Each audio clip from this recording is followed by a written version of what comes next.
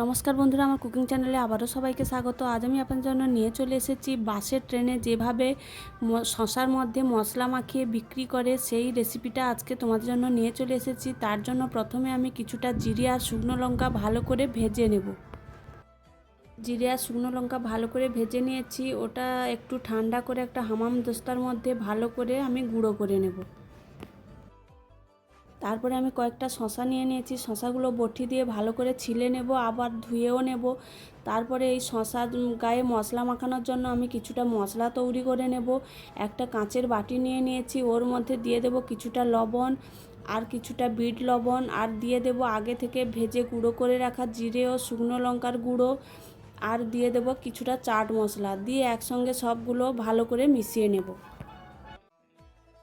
তারপরে আগে থেকে ধুয়ে রাখা শশাগুলো আমি একটা প্লেটের মধ্যে নিয়ে নেব এবং একটা ছুরি দিয়ে শশাগুলো সামনের দিকটা 4 ফাঁক করে নেব যাতে মশলা মাখাতে সুবিধা হয়।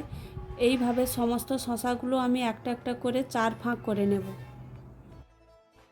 আগে থেকে যে মশলার মিক্সচারটা আমি বানিয়ে রেখেছি ওই মশলাটা আমি একটা চামচের মধ্যে নিয়ে নেব এবং শশার গায়ে দিয়ে হাত দিয়ে ভালো করে মাখিয়ে নেব চারিদিকে সমানভাবে।